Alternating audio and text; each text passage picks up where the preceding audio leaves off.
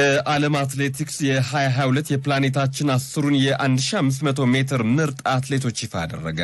ኢትዮጵያውያን አትሌቶች ባልተለመደ ሁኔታ ደረጃውን ተቆጣጥረውታል። ኦሪገን ላይ ስኬታማ ከነበሩ አትሌቶች መካከል ግንባር ቀደም የነበረችው ጉዳፍ ጸጋዬ በደረጃ ሰንጠረዡ ኬንያዊቷን ፌይዘል ኪፕታውን ተከትላ ሁለተኛ ስፍራ ላይ ተቀምጣለች። ደረቤ ወልጢጄ አምስተኛ፣ ፍሬወይኒ ኃይሉ ስድስተኛ፣ ሂሩት መሸሻ ሰባተኛ እንዲሁም አክሱማይት አምባዬ 10ኛ ደረጃ ላይ መቀመጣቸው ይፋ ሆኗል። በእንዲህ አይነት ደረጃ ኢትዮጵያ ብዛት ባላቸው አትሌቶች ከፍ ብላ ስትቀመጥ ለመጀመሪያ ጊዜ ነው። ድርባ ሜድሮክ ሲሚንቶ ለሶስተኛ ዓመት የስያሜ ስፖንሰር የሆነበት የ2015 የኢትዮጵያ ቮሊቦል ፕሪሚየር ሊግ የመጀመሪያው ዙር ሶስተኛ ጨዋታ ዛሬ ይከናወናል። በመዳወላቡ ዩኒቨርሲቲ አዘጋጅነት እየተካሄደ በሚገኘው እና 7 ክለቦች እየተፎካከሩ በቀጠለው የወንዶች የቮሊቦል ፕሪሚየር ሊግ ትላንት ረፍት አድርጎ ዛሬ ወደ ውድድር ይመለሳል። ባህር ዳር ከተማን ከመቻል፣ ወላይታ ዲቻን ከአዲስ አበባ ፖሊስ እንዲሁም መዳወላቡ ዩኒቨርሲቲን ከሙገር ያፋልማል። የመጀመሪያው ዙር ዛሬ መቋጫ ያገኛል ተብሏል። በአልጄሪያ አዘጋጅነት በሚካሄደው የቻን አፍሪካ ዋንጫ የሚሳተፈው የኢትዮጵያ ብሔራዊ ቡድን ለ8 ቀናት ዝግጅት ዛሬ ወደ ሞሮኮ ይጓዛል። ብሔራዊ ቡድኑ በራባት በሚኖረው ቆይታ ሙሉ ወጪውን በሞሮኮ እግር ኳስ ፌዴሬሽን ይሸፈናል ተብሏል። አባላቱ የሚኖሩት የኢትዮጵያ ብሔራዊ ቡድን ወደ አልጄሪያ ከማቅናቱ 41 አባላት የሚኖሩት የኢትዮጵያ ብሔራዊ ቡድን ወደ አልጄሪያ ከማቅናቱ አስቀድሞ በሞሮኮ በሚኖረው የዝግጅት ጊዜ በቻን የአፍሪካ ዋንጫ ከሚካፈለው የሞሮኮ ብሔራዊ ቡድን ጋር 2 ኢንተርናሽናል የወዳጅነት ጨዋታ ያደርጋል ተብሏል። በውድድር ታሪኩ ከፍ ያለ ፉክክር ለመጀመሪያ ጊዜ እያስተናገደ የሚገኘው የኢትዮጵያ የሴቶች ፕሪሚየር ሊግ የ10ኛ ሳምንት ዛሬ በሚደረጉ 3 ጨዋታዎች መቋጫ ያገኛል። ዛሬ በ4 ሰዓት አዲስ አበባ ከተማ ከድሬዳዋ ከተማ፣ በ8 ሰዓት መሪ ኢትዮጵያ ንግድ ባንክ ከቅዱስ ጊዮርጊስ፣ በ10 ሰዓት ደግሞ ንፋስ ስልክ ከልደታ ይጫወታሉ። ትላንት በተካሄዱ ጨዋታዎች አርባ ምንጭ ከተማና ይርጋ ጨፌ ያለ ጎል ምንም ለምንም ወይም 0-0 ተለያይተዋል። ሐዋሳ ከተማ ቦሌ ክፍለ ከተማን 2-1 አሸንፈዋል። ከኢትዮጵያ ንግድ ባንክ ጋር ነጥቡን እኩል 21 ማድረስ የቻለበትን ጣፋጭ ውጤት በእጁ አስገብተዋል ሐዋሳ ከተማ። አድማጮቻችን እነዚህ ከአገር ቤት ያገኘናቸው ስፖርታዊ መረጃዎች ናቸው። አሁን ወደ ባህር ማዶ ተሻግረን ከባህር ማዶ ያገኘናቸውን ስፖርታዊ መረጃዎች ልነግራችሁ ነው። ከዛ በፊት ግን መልክቶች አሉ እያለችኝ ሄለን መልክቶቹን ሰምተን እንመለስ። ቤት ይቆጥቡ። ውስን በሆነው የምድር ሀብት እርግጠኛ በማይኮንበት ነገር ባለንበት መስክ ያገኘኑ ሳይባክን የምናወጣበትና የምንይዝበት ምክንያት ወደፊታችንን ይወስናል። አለን ባልኑ ዛሬ እያንዳንዷን መሰረት፣ እያንዳንዷን ምሰሶ፣ እያንዳንዷን ጡብ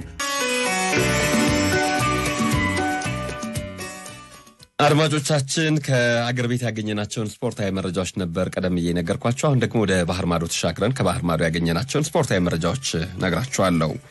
የአርሰናል የሚንጊዜም ባለ ሪከርድ ቴሪ ዳንኤል ኦንሪ አዲሱ የቤልጂየም ብሔራዊ ቡድን አሰልጣኝ ለመሆን ተቃርቧል ተባለ። ከኢንተር ሚላን ጋር ለመለያየት የተቃረበውና ወደ እናት ክለቡ ቼልሲ እንደማይመለስ የተናገረው ሮሜሮ ሉካኩ የሀገሩ ብሔራዊ ቡድን በቀድሞ መድፈኛ የመመራቱ ነገር ሳይታለም የተፈታ ነው ሲል ሚስጥሩን ይፋ አድርገዋል። ኦንሪ የቤልጂየም ብሔራዊ ቡድን አሰልጣኝ እንደሚሆን አልጠራጠርም ብለዋል ሉካኩ። የምዕራብ ለንደኑ ክለብ ቼልሲ አርጀንቲናውን የዓለም ሻምፒዮን ኤንዞ ፈርናንዴዝ በእጁ ለማስገባት ከመቼውም ጊዜ በላይ ተቃርቧል ተባለ። ትላንት ከተጫዋቹ ክለብ ቤኔፊካ ጋር ሞቅ ያለ ድርድር ሲያደርግ የዋለው ቼልሲ 127 ሚሊዮን ፓውንድ ወይም ዩሮ ለመክፈል አድማጮቻችን 127 ሚሊዮን ዩሮ ለመክፈል ዝግጁ ሆኗል ተብሏል። ክለቡን ለመቀላቀል ባለው የበዛ ፍላጎት የተነሳ የፊታችን አርብ ከሚካሄደው የሊግ ጨዋታ ውጪ ነኝ በማለት ጫናውን በቤኔፊካ ላይ ያበረታው ኤንዞ ፈርናንዴዝ ባለፈው ረቡዕ ነበር ከቼልሲ ጋር የግል ጣጣውን ጨርሰ የተባለው። አርሰናል ለዩክሬናዊ ኮከብ ሜሎ ሞድሪክ አዲስ የመግዣ ዋጋ ቀረበ። የሰሜን ለንደኑ ክለብ አዲስ አቀረበ የተባለው የመግዣ ዋጋ 50 ሚሊዮን ዩሮ መሆኑ ተሰምቷል። እየታየ የሚጨምር ገንዘብ ከጥያቄው ጋር መካተቱን ዘገባው ጠቁሟል። ይህም ሆኖ ሻክታር ዶኔትስክ አሁን ድረስ ያለው ወይም ደግሞ ስለዚህ ጉዳይ የሰጠው መግለጫ ምንም ነገር የለም። ከቅርብ ጊዜ ወዲህ አርሰናል የሚያደርጋቸው ጨዋታዎችን እግር በእግር እየተከታተለ የሚመለከተው ሚሎ መድፈኞቹን ከዚህ በኋላ አቀላቀላለሁ የሚል ሐሳብ እንዳለው ተሰምቷል። የማንቸስተር ዩናይትድ አሰልጣኝ ኤሪክ ቴን ሃግ በአጥቂያቸው ምትክ የሚያመጡትን ተጫዋች እያሰቡበት ነው። ለአንድ ወር ክፍት በሆነው የጥር ወር የዝውውር መስኮት አዲስ የፊት መስመር ተሰላፊ እንደሚገዙ ማረጋገጫ የሰጡት ኤሪክ ቴን ሃግ ከዚህ በኋላ ማን እንደሚገዙ እንዲሁም ደግሞ ውጤታማ የሚሆን ሰው ለመፍጠር በጎ ተጽዕኖ የሚያሳድርና የሚያሻሽል ለውጥ የማይፈጠር አጥቂ የማይሻሻል ለውጥ የማይፈጠር አጥቂ ከሆነ በአፍንጫ ይውጣ ብለዋል። ግን ማንቸስተር ዩናይትድ ስሙ ከበርካታ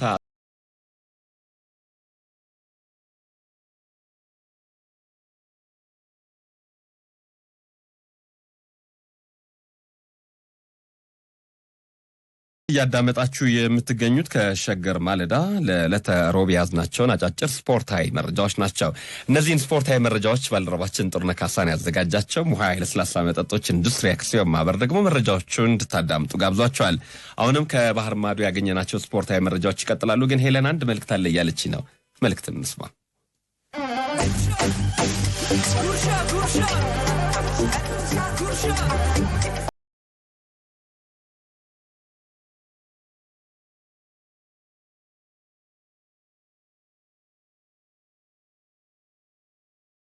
ቻችን ከሸገር ኤፍኤም 102.1 ለማለዳ የያዝናቸውን ስፖርታዊ መረጃዎች ነው የምታዳምጡት። አሁንም ከሀገር ቤት ያገኘናችሁና ከባህር ማዶ የተገኙ ስፖርታዊ መረጃዎችን እየነገርናችሁ ነው። የሀገር ቤቶቹን ጨርሰናል። ወደ ባህር ማዶ ተሸጋግረን ቀሪ ስፖርታዊ መረጃዎችን ደግሞ እንንገራችሁ። በአስገራሚ ውጤቶች የታጀበው የእንግሊዝ ፕሪሚየር ሊግ የቦክሲንግ ዴይ ጨዋታ ዛሬም ሊቀጥል ቀን ተቆርጦለታል። ዛሬ እንደ ትላንትናው ምሽት ሁሉ 4 ጨዋታዎችን የሚያካሄድ ሲሆን አስቶን ቪላ ከወልቭስ፣ በለንደን ደርቢ ክሪስታል ፓላስ ከቶተናም፣ ሊድስ ዩናይትድ ከዌስትሃም እንዲሁም በርንማውዝ ከኖቲንጋም ፎረስት ይጫወታሉ። የሰሞኑን የቦክሲንግ ዴይ ጨዋታዎች ውጤት በሚያስገርም ሁኔታ ደረጃ ሰንጠረዡን አዘበራርቆታል ተብሏል። በነገራችን ላይ አድማጮቻችን ትላንትና ምሽትም የእንግሊዝ ፕሪሚየር ሊግ የቦክሲንግ ዴይ ጨዋታዎች ተከናውነው ነበረ። ተጠባቂ የነበረው የአርሰናልና የኒውካስል ጨዋታ በአቻ ውጤት ተለያይቷል። 0-0 ማንቸስተር ዩናይትድ ቦርንማውዝን 3-0 አሸንፈዋል። ሌስተር ሲቲ በፉልሃም 1-0 ተሸንፏል። በትላንትናው ጨዋታ የደረጃ ሰንጠረዡን አሁንም አርሰናል ነው እየመራ የሚገኘው።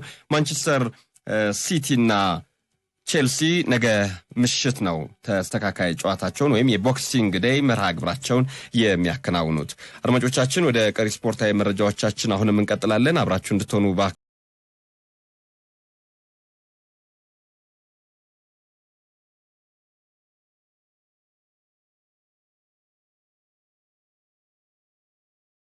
የክርስቲያን ሮናልዶ ክለብ አልናስር በ48 ሰዓት ውስጥ ከሸጣቸው ማሊያዎች 29 ሚሊዮን ዶላር ወይም ደግሞ 1.5 ቢሊዮን ብር አፈሰ ተባለ።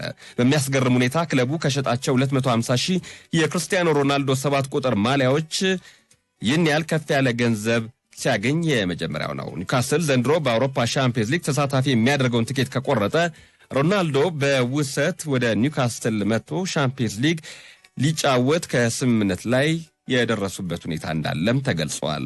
የዓለም ዋንጫ የፍጻሜ ጨዋታን በመሃል ዳኝነት የመሩት የፊፋው ዳኛ ሲሞኔ በግብፅ ፕሪሚየር ሊግ አልሃሊና ፒራሚድ ሰኞ ምሽት ያደረጉትን ጨዋታ መምራታቸው ተሰማ። ዳኛው ጨዋታውን እንዲመሩ ጥያቄ ያቀረበው ፒራሚድ ሲሆን ሙሉ ወጫቸውን ሸፍኖ ወደ ካይሮ አስመጥቷቸዋል ተብሏል። ይህም ሆኖ ዳኛው ከአውሮፓ ያስመጣ ፒራሚድስ በአልናስር 3-0 ተሸንፏል። አምና ዛማሌክና አልሃሊን ለግብፅ የጥሎ ማለፍ ዋንጫ ያደረጉትን የፍጻሜ ጨዋታ በተመሳሳይ ሁኔታ በመሃል ዳኝነት መምራታቸው ይታወቃል። ሆላንዳዊ አማካኝ ፍራንክ ዲዮንግ የአቋም ለውጥ አድርጌያለሁ ሲል ተናገረ። ባለፈው ክረምት ከዮርክሻየሩ ክለብ ማንቸስተር ዩናይትድ ተደጋጋሚ ጥያቄ ሲቀርብለት እምቢኝ ብሎ የነበረው ፍራንክ ዲዮንግ አሁን ላይ ግን አቋሙን ቀይሮ መዳረሻውን ኦልድ ትራፎርድ ለማድረግ የመጨረሻ ነው ያለውን ውሳኔ ያሳልፈዋል። ከውድድሩ ዓመት መጠናቀቅ በኋላ ቀዩን ቤት ስለመድረሱ ለአሰልጣኝ ኤሪክ ተን ሃግ ቁርጥ ያለ ምላሽ ሰጥቷቸዋል ተብሏል። በመጨረሻ የሰርቢያው ኢንተርናሽናል ሚሎቮች ሳቪች ክለቡ ላይ ላዚዮ ያቀረበለትን ውል የማራዘም ጥያቄ የለም አልቀበልም አለ።